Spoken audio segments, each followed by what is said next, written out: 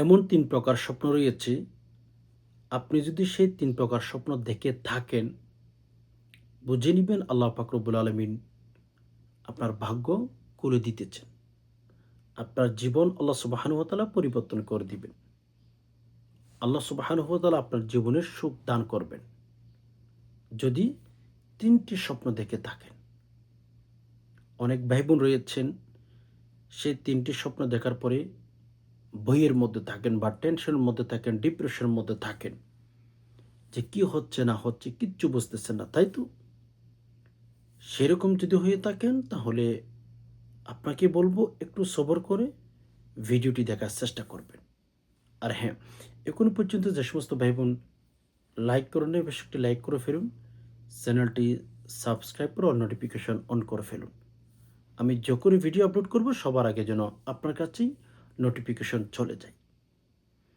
সম্মানিত দিনী ভাই-বোন, আমরা সবাই জানি আল্লাহ রসুল সাল্লাল্লাহু আলাইহি সাল্লাম দুনিয়া থেকে বিদায় হয়ে গেছেন। এখানে আর কোন নবী রসুল আসার কোনো কথা নাই। নবী আলাইহিস সালাতু ওয়াসসালাম যখন দুনিয়াতে ছিলেন, তখন নবীজির উপরে কিন্তু ওয়াহী নাজিল করতেন আল্লাহ পাক রব্বুল আলামিন জিবরাইলকে পাঠাইতেন। এখন আল্লাহ রসুল সাল্লাল্লাহু আলাইহি ওয়াসাল্লাম তো দুনিয়াতে নাই, জিবরাইল আর জমিনে আসবেন না। এজন্য একটা কথা মনে পড়ে গেল।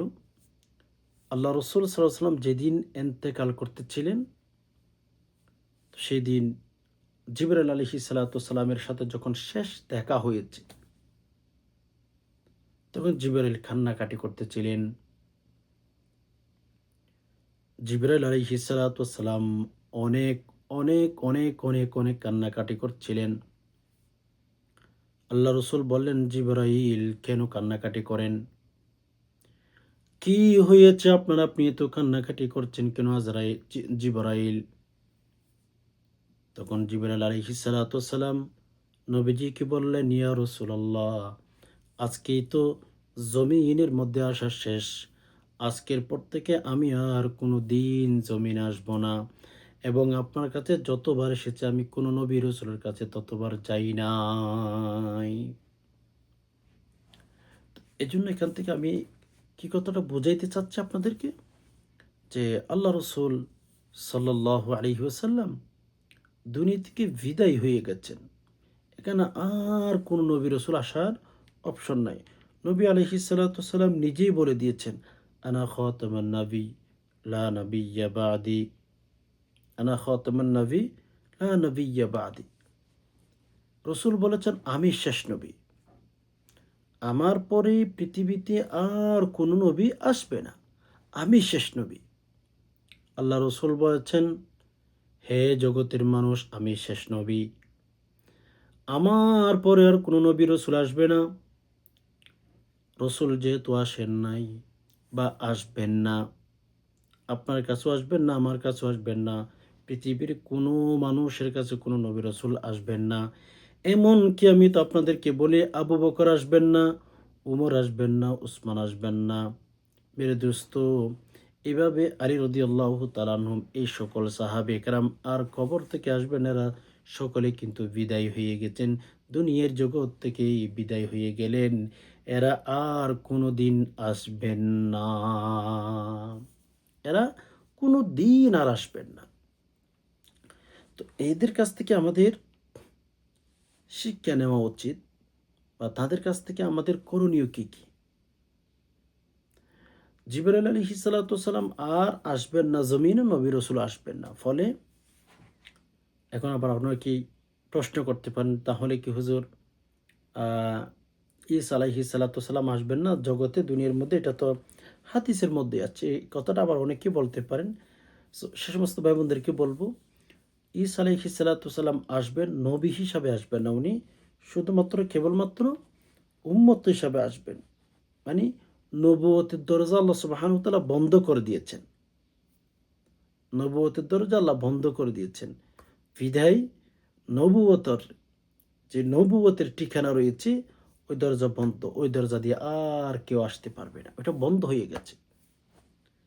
রাসূলুল্লাহ সাল্লাল্লাহু আলাইহি ওয়াসাল্লাম আইসা ওটা একেবারে শেষ করে দিয়েছেন। এখান থেকে আর কোনো নবী রাসূল আসবেন না। তো নবী রাসূল আসবেন না এই কথা বলছি কেন? নবুয়তের দায়িত্ব শেষ। নবুয়তের ডিউটি শেষ। এখানে আর কোনো নবী রাসূল আসবেন না। তবে ওহী যেহেতু আসবেন না, মানুষের যে স্বপ্নগুলো রয়েছে, ঈমানদার নারী পুরুষ যারা রয়েছেন, তাদের স্বপ্নগুলো কিন্তু নবুয়তের ৪৬ ভাগের ১ ভাগ। অবশ্যই এজন্য স্বপ্নের মাধ্যমে আল্লাহ তাআলা আমাদেরকে ইশারা ইঙ্গিত দিয়ে থাকেন যে, বান্দা তোর জন্য এটা ক্ষতির কারণ, ওইটা তোর জন্য ভালো। একথা আল্লাহ তাআলা ইশারা ইঙ্গিতের মাধ্যমে, স্বপ্নের মাধ্যমে আমাদেরকে ইশারা ইঙ্গিত দিয়ে থাকেন। এজন্য যখন কোনো স্বপ্ন দেখবেন, আমাদের সমাজের মধ্যে কিছু মানুষ দেখা যায়, তারা স্বপ্ন দেখতে দেরি, ঘুম থেকে উঠতে দেরি, ডানে বামে সামনে পেছনে যে সমস্ত মানুষগুলো ভাই, সকল মানুষকে স্বপ্নের কথাগুলো সব কথা বলে থাকেন। অথচ রসুলের হাদিস যদি রিসার্চ করেন, ইসলাম যদি গবেষণা করেন, ইতিহাস যদি গবেষণা করেন, আপনি পেয়ে যাবেন পৃথিবীর মধ্যে আপন মানুষ ছাড়া স্বপ্নের কথা কাউকে বলা ঠিক নয়। কোনো ব্যক্তির কাছে বলা ঠিক নয়। এজন্য আমরা ইনশাআল্লাহ চেষ্টা করব স্বপ্নের কথা আমরা কাউকে বলব না। তো যে ৩ টি স্বপ্ন আপনি দেখলে আপনি ধনী হয়ে যাবেন, সেখান থেকে ১ নাম্বার, আপনি যদি স্বপ্নের মধ্যে দেখেন যে কোনো ব্যক্তি আপনার নামে কাগজপত্র লিখে দিতেছে, মানে কোটি, কোটি টাকার কাগজপত্র, স্ট্যাম্প বলতে পারেন, জায়গা জমির কাগজ বলতে পারেন, আপনাকে দিয়ে ফেলতেছে। বা আপনি সেগুলো দেখছেন লেখালেখি হচ্ছে, বা আপনার নামে লেখালেখি হচ্ছে, যেকোনো ব্যক্তির নামে লেখালেখি হচ্ছে। স্বপ্নের মাধ্যমে আল্লাহ তাআলা ইশারা ইঙ্গিত দিয়ে থাকেন। তবে একথাটাও মাথায় রাখবেন, সব সম্পদের মালিক হওয়ার মানে, দুনিয়াতে অনেক মানুষ আছে, দুনিয়াতে অনেক মানুষ আছে কোটি, কোটি টাকার মালিক। আপনি কি তাদেরকে বলবেন? আল্লাহ পাক ওই বান্দাকে অনেক, অনেক ভালোবাসেন, বিধায় তাকে সম্পদ দিয়েছেন। অবশ্যই আপনি কারুনের নাম শুনেছেন, তার ইতিহাস পড়লে পাবেন তার এত এত টাকা পয়সা ছিল, গণে কোনো দিন শেষ করা যায় নাই। তার মানে কি আপনি বলবেন যে ওই ব্যক্তির কাছে যেহেতু এত টাকা ছিল, আল্লাহ তাআলা তাকে ভালোবাসেন বা পছন্দ করেন, এই কথাটা বলতে পারেন? কোনো দিনও প্রশ্ন আসে না। মানে আল্লাহ পাক রব্বুল আলামিন যাকে ইচ্ছা তাকে দেন। এজন্য যখন স্বপ্নের মধ্যে দেখবেন সম্পত্তির কাগজ, জায়গা জমির কাগজ বা ব্যবসা বাণিজ্যের কাগজ আর লেনদেন হচ্ছে বা সেগুলো আপনাকে দিচ্ছে, এরকম যদি দেখেন তাহলে বুঝে নিবেন আল্লাহ পাক রব্বুল আলামিন আপনাকে ইনশাআল্লাহ আ টাকা পয়সার মালিক বানাবেন, আল্লাহ আপনাকে ধনী বানাবেন। কারণ হচ্ছে ধনী বানানোর দায়িত্ব, আপনি অনেক গরিব। আপনার কাছে টাকা পয়সা, গাড়ি বাড়ি কিচ্ছু নেই। বাট আল্লাহ যদি চান আপনাকে অতি দ্রুত ধনী বানাতে পারেন। আল্লাহর কাছে সে ক্ষমতা আছে। আল্লাহ চাইলে সবকিছু করতে পারেন। আল্লাহর ক্ষমতা আছে ভাই। এজন্য তো কবি একথা কোনদিন বলতেন না। কবি একথাটা কোনদিন বলতেন না। নদীর কূল ভাঙ্গে, ওই কূল ভরে, এই তো নদীর খেলা। সকাল বেলার ধনী রে তুই ফকির সন্ধ্যাবেলা। নদীর কূল ভাঙ্গে, ওই কূল ভরে, এই তো নদীর খেলা। সকাল বেলার ধনী রে তুই ফকির সন্ধ্যাবেলা। একথা কোনো দিন কবি বলতে পারতো না। কেন? যদি এই যে আল্লাহ পাক রব্বুল আলামিন মানুষকে চাইলে ধনী বানান, মানুষকে চাইলে তাওয়াঙ্গর বানান, ক্ষমতা দিয়ে থাকেন, এগুলো সব আল্লাহ তাআলার কথা। কোরআনুল কারীমের ভেতরে আপনারা অবশ্যই হয়তো আয়াতটি শুনেছেন। কোরআনুল কারীমের ভেতরে রব্বুল আলামিন বলেছেন, ওয়া তুইজ্জু মান তাশা ওয়া তুযিল্লু মান তাশা বিয়াদিকাল খায়র ইন্নাকা আলা কুল্লি শাইইন কদির। আল্লাহ পাক রব্বুল আলমিনের কাছে কোনো জিনিসের অভাব নাই।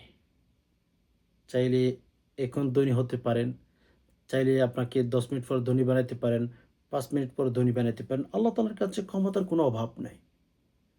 আল্লাহ যেটা চান সেটাই পারেন। এজন্য সম্মানিত দিনী ভাই বোন, স্বপ্নের কথা, আমরা যারা ইসলামকে ফলো করি, ধর্মকে ফলো করি, আমি সবার কাছে অনুরোধ করব, যদি স্বপ্নের মধ্যে কোনো ভালো কিছু দেখেন, আপনার ডানে বামে সামনে পেছনে যাদেরকে পাবেন, বলার কোনো দরকার নাই ভাই। হোয়াই কেন বলতে যাবেন? বলার কোনো প্রশ্নই আসে না। আপনি যাদেরকে আপন ভাবতেছেন, যাদেরকে আপনি মনে করতেছেন যে এই মানুষটা আপনার আপন, এই মানুষটা আপনার প্রিয়, এটা প্রশ্নই আসে না। মানুষ কোনো দিন আপনের জায়গায় যেতে পারে না। হ্যাঁ, সবাই একরকম না। বেশিরভাগ মানুষ কিন্তু আপনি যে স্বপ্নের মধ্যে দেখছেন, জায়গা জমির জায়গা আপনি, এই যে জমিনের কাগজ, ব্যবসা বাণিজ্যের কাগজ আপনি পাইতেছেন বা আপনার মালিকানার মধ্যে চলে আসতেছে। এই স্বপ্নটা দেখার পরে যখন কোনো মানুষকে আপনি বলবেন, ওই মানুষটার ভেতরে কিন্তু হিংসা জ্বালা-পোড়া শুরু হইয়া যাবে। কসম। এজন্য যখন কোনো স্বপ্ন দেখবেন, আপন মানুষকে বলতে পারেন, আপনার মাকে বলতে পারেন, আপনার বাবাকে বলতে পারেন, আপনার ভাইকে বলতে পারেন, আপনার বোনকে বলতে পারেন। এভাবে আপনার কাছের মানুষগুলোকে আপনার স্বপ্নের কথা বলবেন। যে কোনো ব্যক্তিকে পরিচিত সবার কাছে যখন স্বপ্নের কথা বলবেন, ভুল ব্যাখ্যা দিতে পারে, আপনার জীবনের বাতি পর্যন্ত নিভিয়ে যেতে পারে। তো এজন্য যখন স্বপ্ন দেখবেন, কাউকে বলার দরকার নাই। তবে হ্যাঁ, এতটুকু চিন্তা করবেন, এতটুকু ভাববেন, আপনি যে স্বপ্ন দেখছেন, এই স্বপ্নটা যেন নামাজি ব্যক্তির কাছে বলতে পারেন। আপনি যে স্বপ্নটা দেখেন, আমি যে স্বপ্নটা দেখি, এই স্বপ্নটা যদি আমরা আপনার নামাজি ব্যক্তিদেরকে বলতে পারি, তাহলে আমাদের জন্য প্লাস পয়েন্ট হতে পারে। আপনিও নামাজ পড়েন মাশাআল্লাহ, আপনার পরিচিত ব্যক্তিরাও নামাজ পড়ে, আপনার অপরিচিত ব্যক্তিরাও নামাজ পড়ে।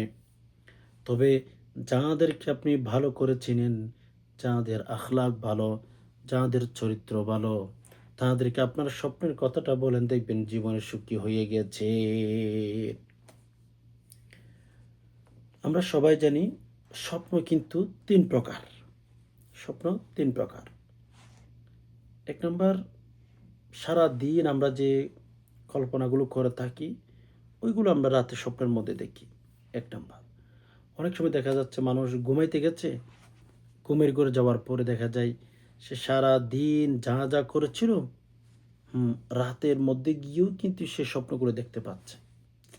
এরকম অনেক মানুষ আছে না? হয়তো আপনিও দেখেন যে সারারাত ওইগুলোও দেখতেছে, যেগুলো সে দিনে করেছিল।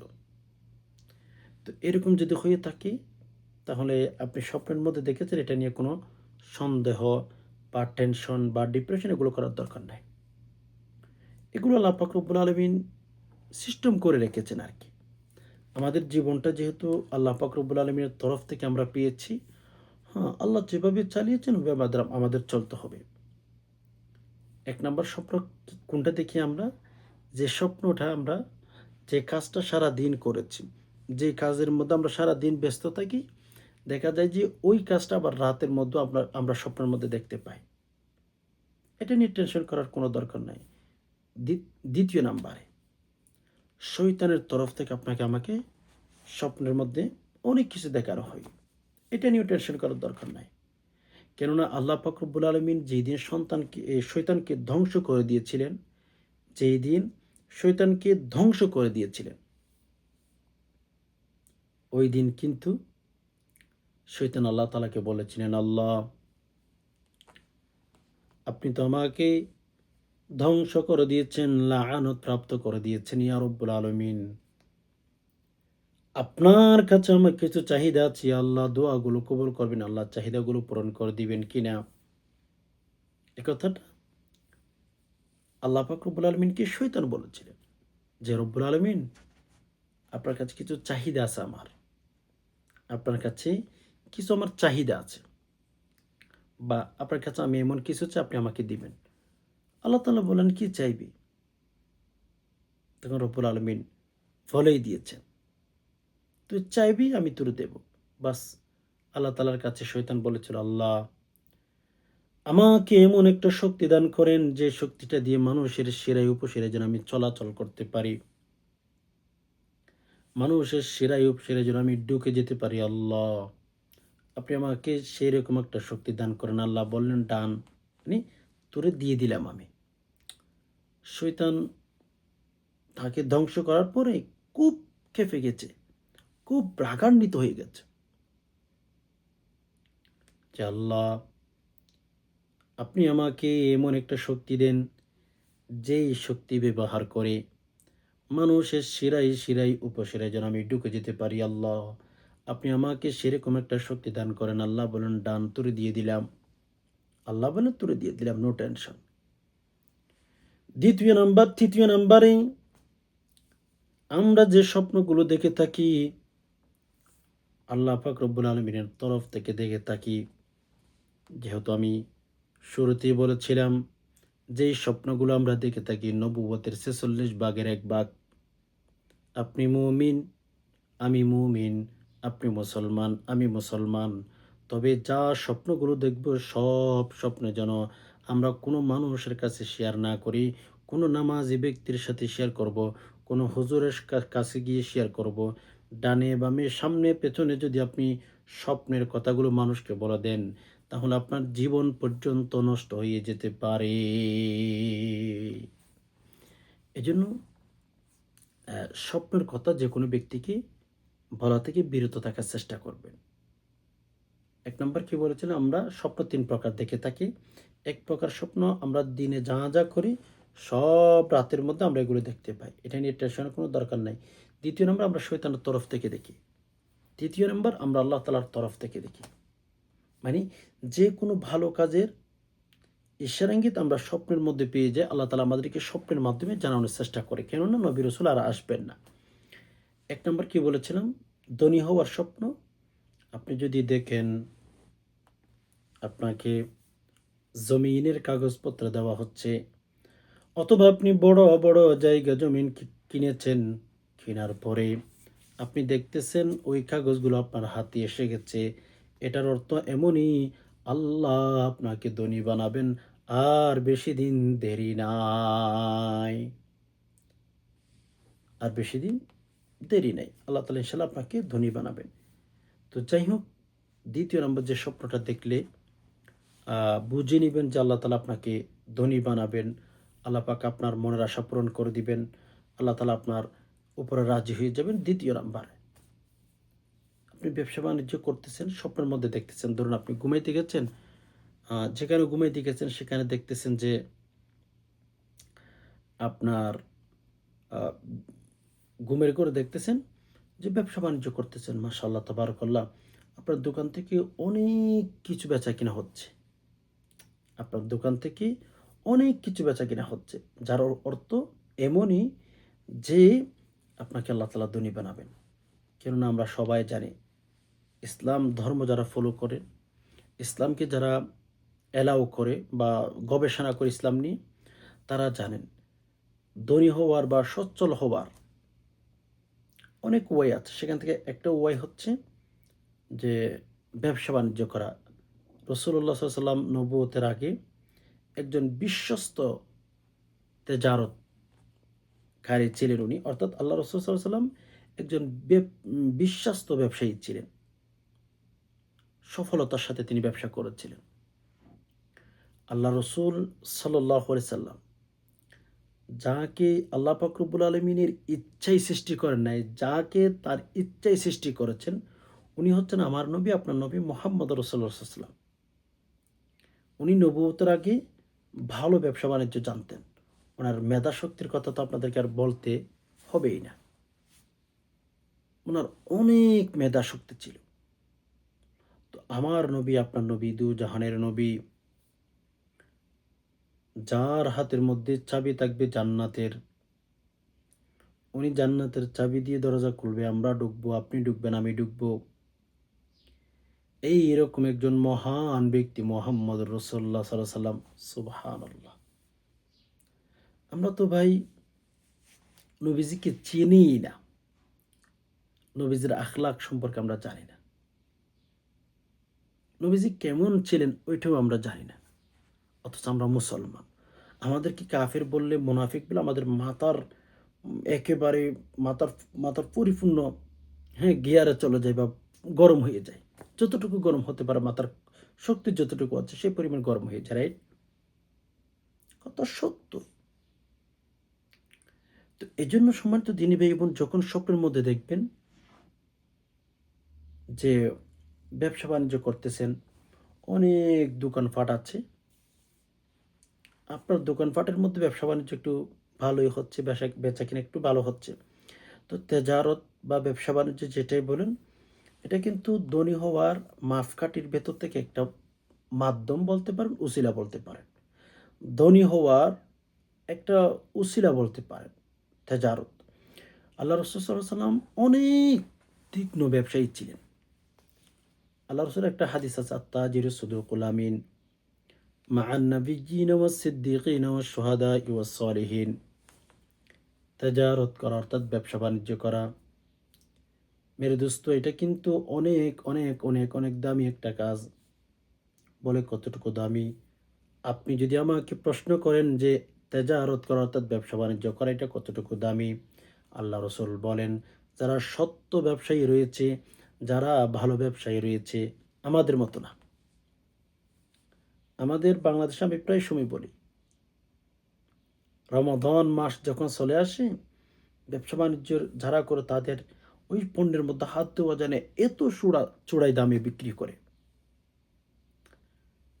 আপনি দেখলে চিন্তা করবেন, আমাদের দেশটা এরকম হয়ে গেছে কেন? হোয়াই? আমাদের দেশটা এরকম হয়ে গেছে কেন? আপনি আফসোস করবেন। রমাদান মাস আসলে দেখবেন ব্যবসা বাণিজ্য যারা করে প্রত্যেকটা জিনিস তাদের দোকানে ১ নাম্বার, ২ নাম্বার জিনিস থাকে না। এরা সবসময় বলে আমার জিনিস ১ নাম্বার, আমার দোকানের মতো কোথাও পাবে না, ইত্যাদি, ইত্যাদি অনেক কিছু বলে। রাইট?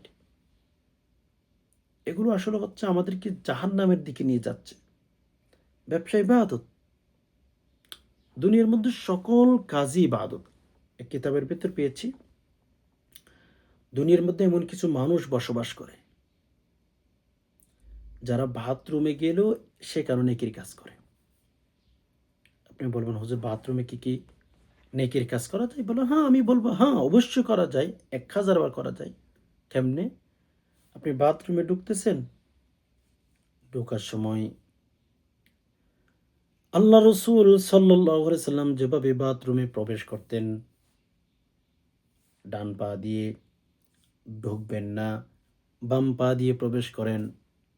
রসুল বলেছেন, বাম পা দিয়ে কেন তোমরা বাথরুমে প্রবেশ করবা? হঠাৎ করে যদি আমাদের মৃত্যু এসে যায়, আমাদের দেহটা যেন বাথরুমে না পড়ে বাহিরে পড়ে যায়। এজন্য রসুল বলেন, তোমরা বাথরুমে ঢোকার সময় বাম পা দিয়ে তোমরা প্রবেশ করো। বাম পা দিয়ে যেন আমরা প্রবেশ করি। তো রাসূলুল্লাহ সাল্লাল্লাহু আলাইহি ওয়াসাল্লাম বলেছেন, বাথরুমে ঢোকার সময় তোমরা যদি আমার পদ্ধতিতে ঢুকো, দোয়া পাঠ করতে পারো, আল্লাহুম্মা ইন্নী আউযু বিকা মিনাল খুবুসি ওয়াল খাবাইস। আপনি যখন বাথরুমের কাজ শেষ করেছেন, যখন বের করবেন, তখন ডান পা দিয়ে বের হয়ে দোয়াটি পাঠ করবেন। আলহামদুলিল্লাহিল্লাযী আযহাবা আন্নিল আযা ওয়া আফানি। দোয়াটি পাঠ করো। যতক্ষণ আপনি ওখানে ছিলেন, ভাই আসলে আমরা কি বলবো? যতক্ষণ আপনি বাথরুমে ছিলেন, ততক্ষণ আপনার আমলনামার মধ্যে নেকি লিখতেছে ফেরেশতাগণ। শুধু একটু রাসূলুল্লাহ সাল্লাল্লাহু আলাইহি ওয়াসাল্লামের পদ্ধতিটাকে আপনি ফলো করেছেন, অবলম্বন করেছেন। যারা নেকি অর্জন করে এরা প্রতি সেকেন্ডে নেকি পেতে থাকে। প্রতি মিনিটে নেকি পেতে থাকে তারা। আজকের সমাজের মানুষ রাসূলকে অনুসরণ করতে চায় না। পশ্চিমাদের কালচারে তারা বিলুপ্ত হয়ে গেছে, বিক্রি হয়ে গেছে। তো যাই হোক, সম্মানিত দিনী ভাই বোন, আমি যেটা আপনাদেরকে বলতে চেয়েছিলাম, ২য় নাম্বার যে স্বপ্ন দেখলে আপনি ধনী হবেন, টাকার মালিক হবেন, আল্লাহ তাআলা আপনার জীবনের সুখ দিবেন, বেশি দেরি নাই। ২য় নাম্বার বলেছিলাম, যদি আপনি ব্যবসা বাণিজ্য করেন, ব্যবসা বাণিজ্য মাশাআল্লাহ তাবারাকাল্লাহ অনেক ভালো হচ্ছে। তবে সঠিক ব্যবসায়ী হতে হবে। ২ নাম্বারি ব্যবসায়ী হলে চলবে না। ওই যে রাসূলুল্লাহ সাল্লাল্লাহু আলাইহি সাল্লামের যে হাদিসটা আপনাদেরকে বলেছিলাম, আত-তাজিরুস সাদুকুল আমিন মা'আন নাবিয়্যিনা ওয়াস-সিদ্দিকিনা ওয়াশ-শুহাদাই ওয়াস-সালিহিন। মানে যারা সত্য ব্যবসায়ী রয়েছে, তাদের ক্ষেত্রে আল্লাহ রাসূল সাল্লাল্লাহু আলাইহি সাল্লাম বলেছেন তারা জান্নাতের ভেতরে নবী রাসূলের সাথে থাকবে, আবু বকর সিদ্দিকের থাকবে, ওমর সিদ্দিকের থাকবে, অর্থাৎ সাহাবীদের সাথেই থাকবে, শহীদদের সাথেই থাকবে। সত্য ব্যবসায়ী। আপনি যদি ভালো ব্যবসা করেন, হ্যাঁ, মিথ্যা কথা বলেন না, ওজনে কম দেন না, ধোঁকাবাজি করেন না। এরকম ব্যবসায়ী কি পাওয়া সহজ নাকি কঠিন? আপনি চিন্তা করে দেখবেন। বর্তমান সময়ে আ ঐরকম মানুষ পাওয়া যে সত্য ব্যবসায়ী করে আমার মনে হয় না ১৭ এর ভেতরে ৫ জন পাওয়া যাবে। ১৭ ভেতরে ৫ জন খুঁজে বের করাও কিন্তু অনেক কঠিন হয়ে যাবে। সত্যি যেটা এটাই। তো যাই হোক সম্মানিত দিনী ভাই বোন, এজন্য যদি আপনি ব্যবসা করে, হ্যাঁ, নবী রাসূলের সাথে জান্নাতে থাকতে পারেন, তাহলে কেন আপনি ব্যবসা-বাণিজ্য করবেন না, সত্য কথা বলবেন না? তেজারত করতেছেন মাশাআল্লাহ তাবারাকাল্লাহ মিয়া, মিয়া ওয়াল্লাহি কালাম হাদা সহিহ। ব্যবসার মধ্যে আল্লাহ সুবহানাহু ওয়া তাআলা অনেক, অনেক বারাকা রেখেছেন। অনেক বারাকা রেখেছেন। বলে কোনো দিন শেষ করা যাবে না। অনেক বারাকা রেখেছেন। তো এজন্য ২য় নাম্বার বলেছিলাম, আপনি ব্যবসা-বাণিজ্য করেন মাশাআল্লাহ তাবারাকাল্লাহ। আপনার ব্যবসা-বাণিজ্যের মধ্যে থেকেই হচ্ছে অন্যান্য দোকান আছে। আপনার দোকানে বেশি বেচা-কেনা হচ্ছে, অর্থাৎ যেকোনো ব্যবসা ভালো চলতেছে সেরকম যদি স্বপ্নের মধ্যে দেখেন, তাহলে ইনশাআল্লাহ বুঝে নিবেন যে আল্লাহ তাআলা আপনাকে কিছু একটা দিবেন। আল্লাহ আপনাকে ধনী বানাবেন। আল্লাহ আপনাকে ইনশাআল্লাহ মনের আশা পূরণ করে দিবেন। যদি ঋণী হয়ে থাকে ঋণগুলো পরিশোধ করার মতো আল্লাহ সুবহানাহু ওয়া তাআলা ইনশাআল্লাহ ব্যবস্থা করে দিবেন। টেনশন করার দরকার নাই। ৩য় নাম্বার একেবারে লাস্ট, যে স্বপ্নটা দেখলে আপনি বুঝবেন যে আল্লাহ পাক রব্বুল আলামিন আপনাকে অতি দ্রুত ধনী বানাবেন। সেটা কি জানেন? যদি আপনি রাজার স্থানে দেখেন, নিজেকে চেয়ারে বসতে দেখছেন, আপনি মানুষকে বিচার করতেছেন, মানুষ আপনার কথা মতো চলতেছে। মানে এক কথা আপনি একটা দেশের রাজা বা দেশের দায়িত্বশীলের ভেতর আপনি স্বপ্ন দেখতেছেন। তাহলে বুঝে নিবেন ইনশাআল্লাহ যারা ইসলামিক স্কলার আছে, যারা স্বপ্নের বিয়েটা লিখেন আরকি, তারা বলেছেন যদি কোনো ব্যক্তি রাজার স্থানে নিজেকে দেখে, তো কোনো এটা ধনী হওয়ার লক্ষণ। আল্লাহ তাআলা তার মনোবাসা পূরণ করে দিবেন। তার ঘর থেকে সকল প্রকার দুশ্চিন্তা, ডিপ্রেশন, অশান্তির কারণগুলো দূর করে দিবেন। তবে হ্যাঁ, মাথায় রাখবেন, এখানে আমাদের আরেকটা জিনিস মাথায় রাখতে হবে। যদি দেখেন আপনি শাসক হয়েছেন ভালো কথা, কিন্তু আপনি স্বপ্নের মধ্যে দেখতেছেন আপনি খারাপ জালেম বাদশা, আপনি খারাপ বাদশা বা খারাপ হুকুম করতেছেন, মানুষ আপনার কথা মতো চলতেছে। এটা কিন্তু আপনাকে ইশারা ইঙ্গিত দেওয়া হচ্ছে আপনি তাড়াতাড়ি তওবা করে ফেলুন। আপনার ঠিকানা কিন্তু খারাপ হতে পারে। আপনার পরিণতি কিন্তু ভালো হবে না, খারাপ হতে পারে। এজন্য যদি আপনি খারাপ শাসক হয়ে স্বপ্নের মধ্যে দেখেন, বেশি, বেশি তওবা করবেন। ২ রাকাত নফল নামাজ পড়ে আল্লাহর কাছে তওবা করে ফেলবেন। নিপরায়ণ বাদশা বা দেশের শাসক যদি থাকে সুবহানাল্লাহ,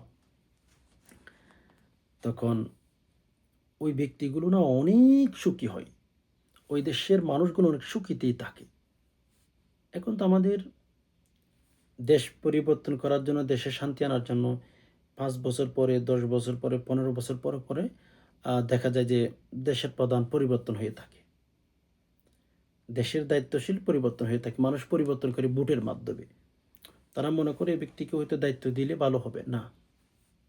ন্যায়পরায়ণ বাদশা, দেশের শাসক যখন ইনসাফের পক্ষে কথা বলে, হালাল হারাম মেইনটেইন করে চলে, তখন ওই দেশের প্রজা, ওই দেশের কর্মচারী যারা রয়েছে, ওই দেশের বাসিন্দাগুলো যারা রয়েছে তারা কিন্তু অনেক সুখী হয়।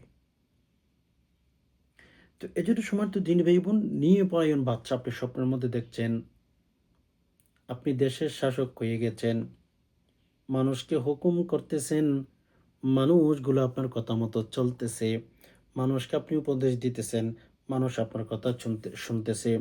এই দৃশ্যটা যদি দেখেন, আপনি বুঝে নিবেন আপনার মনের আশাগুলো, আপনার মনের স্বপ্নগুলো আল্লাহ তাআলা পূরণ করে দিবেন। আপনাকে আল্লাহ তাআলা বেশি দিন অভাবের মধ্যে রাখবেন না।